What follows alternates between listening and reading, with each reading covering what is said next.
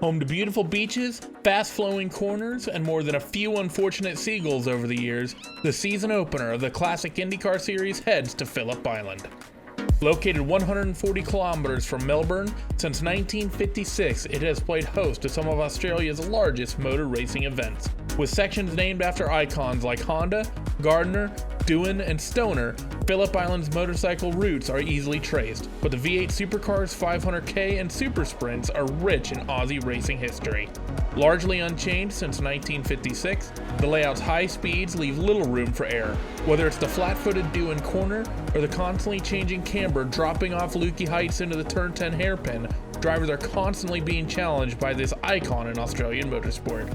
Let's take a lap with the driver of the number 87 Team Chimera Dallara of Jamie Wilson and get a driver's eye view of this tumultuous circuit.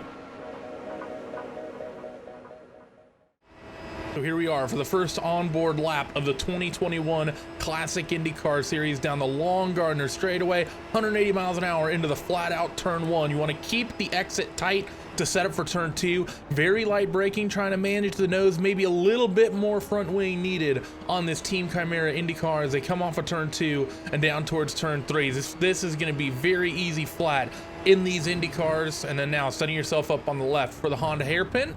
Hard on the brakes, just locking that front right tire, trying to fight for grip as now you got a little bit of a right-hand kink at turn 5 and into turn 6 Siberia. There's a few different lines through this corner depending on driver preference and setup, and now into the fast S's. Again, flat out in these Dallara IR05s as you set yourself up for turn 9 here at Lukey Heights. Not using the brakes, you're just gonna lift off and let the aerodynamics really control the car's speed as you go up the hill and then down into the hairpin at turn 10. Easily the most difficult corner on the circuit.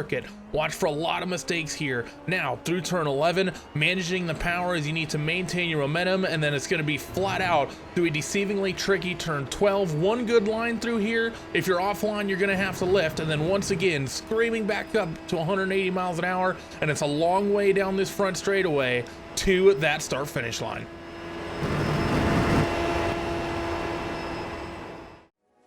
Picturesque backdrop, high speeds, and 68 laps set the perfect stage for the Classic IndyCar Series season opener, the Australian Sim Race 24/7 IndyCar Grand Prix.